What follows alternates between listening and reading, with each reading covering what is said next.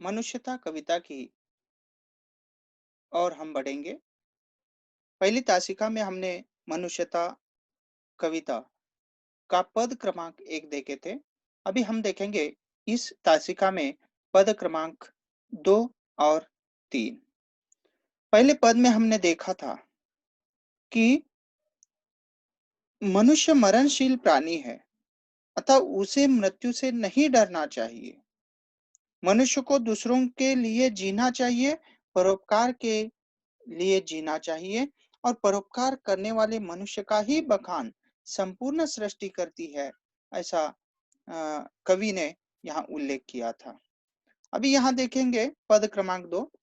उसी उदार की कथा सरस्वती बखानती, उसी उदार से धरा कृतार्थ भाव मानती। कृतार्थ मतलब पृथ्वी जो है अपने आप को सौभाग्यपूर्ण मानती है। धरा अर्थात धरती। धरती अपने आप को सौभाग्यपूर्ण मानती है।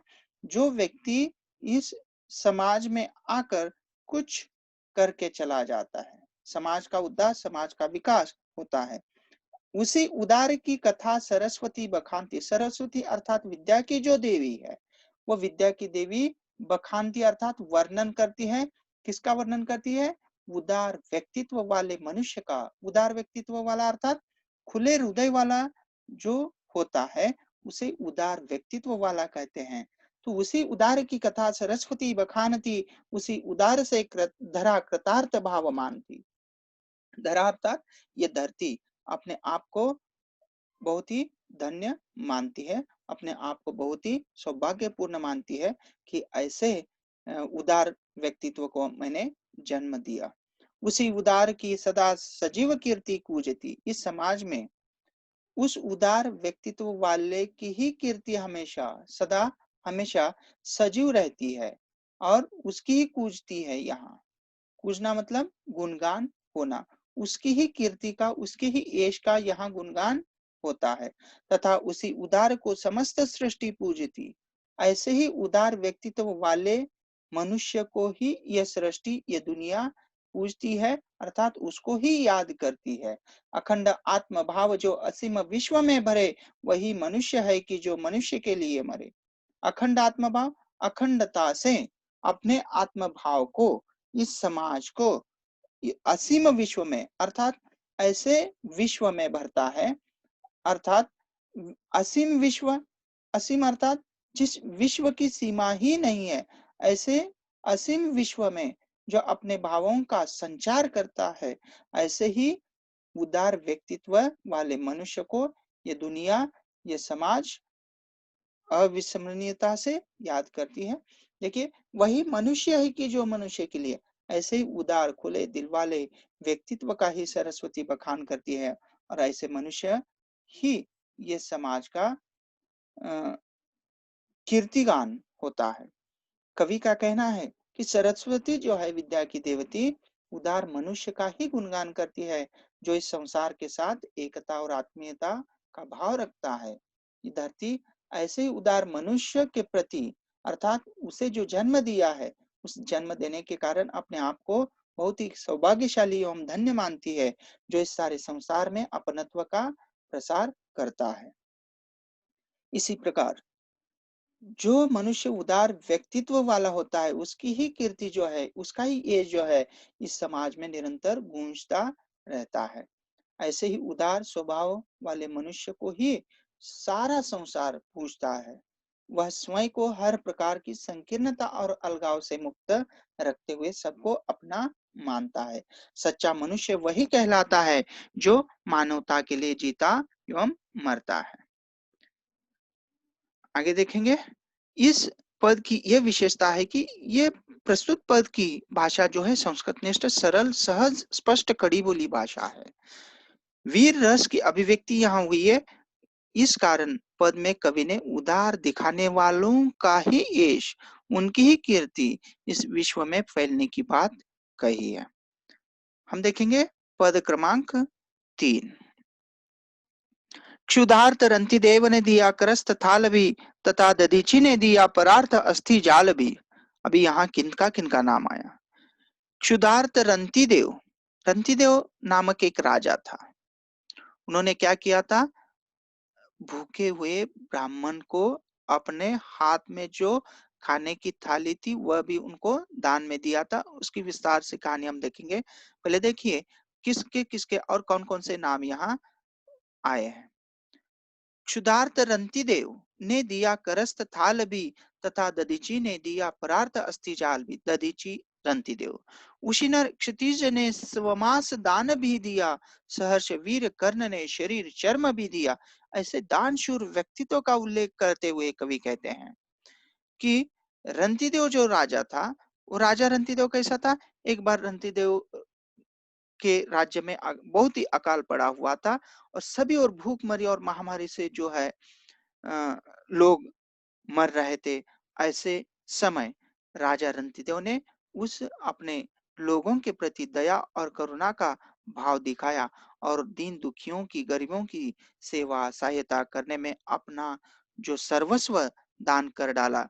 कई दिनों तक बिना भोजन के केवल पानी पर निर्वाह ही करना पड़ रहा था।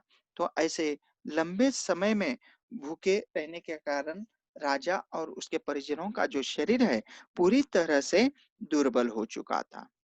जो भोजन मिला उसे राजा अपने परिवार के साथ खाने के लिए ही बैठा था और इसी समय कहीं से एक अतिथि के रूप में ब्राह्मण का आगमन होता है। जैसे ही वह अतिथि के रूप में वहां आता है, उसका आगमन होता है, भोजन का आसन छोड़कर राजा उठ खड़े होते हैं और ऐसे भूखे हुए ब्राह्मण का ससम्मान भोजन करवाते हैं। ब्राह्मण महोदय भोजन करके विदा करते हैं और जो बाद में बचा हुआ खाना था, उसे अपने परिजनों में बांटने के लिए बैठ ही जाते हैं। तब एक क्षुधा शांत करने के लिए बैठे ही थे, तभी अचानक एक शूद्र का आगमन होता है। शूद्र भी बहुत भूखा रहता है। राजा रंतिदेव ने बचा हुआ भोजन भी उस शूद्र को परोस देते हैं। शूद्र भी भोजन से तृप्त होकर चला जाता है।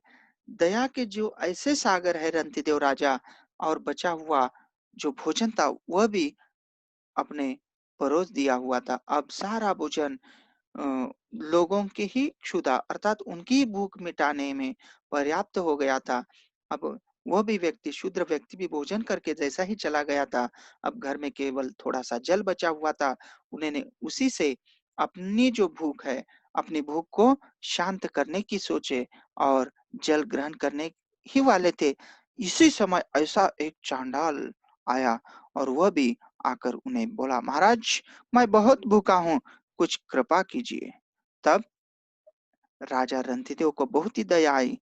बचा हुआ जल भी उस चांडाल को दे दिए और राजा द्वारा दिया गया जल पीकर वह चांडाल भी राजा को प्रणाम करके वहां से विदा लेता है। परंतु अब राजा का जो शरीर है साथ भी नहीं दे रहा था और उनके परिजनों ने भी उनको साथ देने में असमर्थ थे। तब करुणानिधि भगवान का वहां प्रकट होना और ब्राह्मण, शूद्र और चांडाल के रूप में विभिन्न देवता ही थे।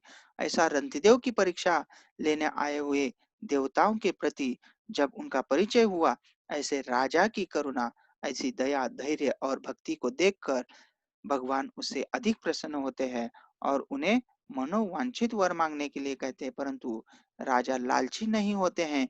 राजा रंतिदेव हमेशा वे प्रभु के साथ ही रहना चाहते हैं और हमेशा सपरिवार प्रभु के धाम चले जाते हैं। दूसरी कहानी इस प्रकार की है कि राजा जो शिवी राजा की कथा इस प्रकार की है। एक बार इंद्र राजा शिवी की दानशीलता की परीक्षा लेनी चाहे।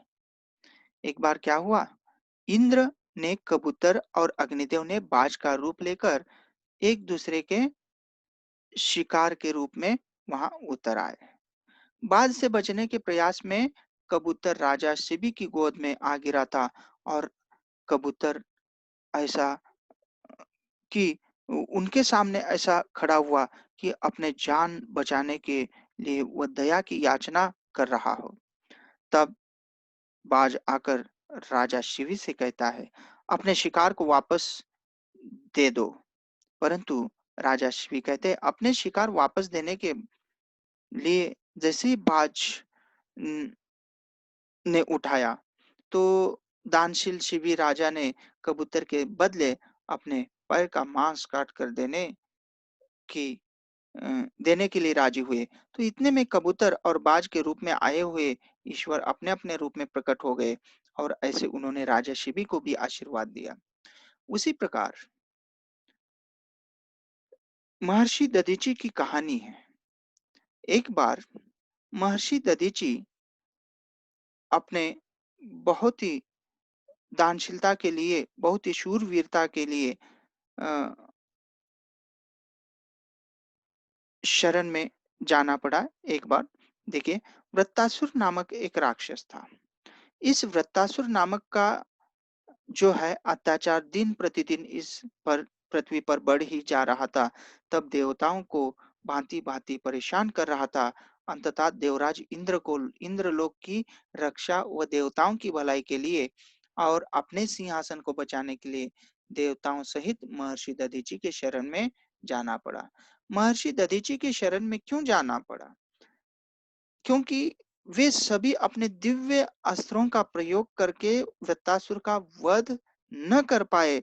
ऐसा एक ही उपाय था जो महर्षि दधीची बहुत ही तपस्वी थे और घोर तपस्या करके उन्होंने अपने हड्डियों को इतने मजबूत बनाए थे कि उनके पास ऐसा एक ही पर्याय था कि उनकी हड्डियों का अ, हड्डियों हड्डियों से शस्त्र बनाकर उस वृत्तासुर नामक राक्षस का वध करें।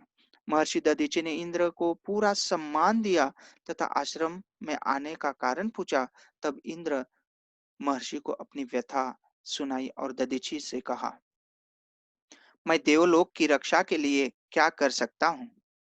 देवताओं ने उन्हें ब्रह्मा, विष्णु और महेश की कही हुई बातें बताई तथा उनकी अस्थियों का दान मांगा।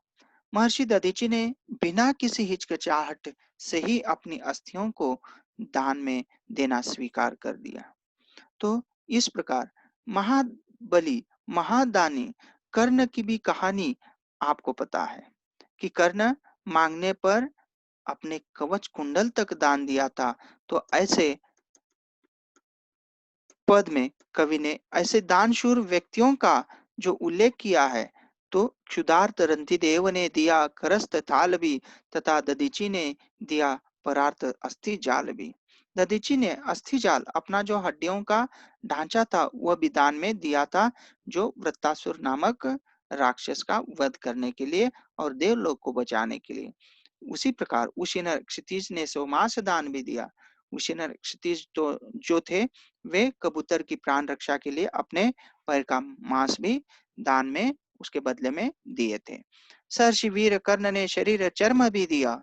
शरीर चर्म जो प्राण रक्षा कवच था वह भी उनको दिया था। तो अनित्य देह के लिए अनादि जीव क्या डरे? यह अनादि जीव क्यों डरता है? जीवन तो मरना ही है। अनादि अर्थात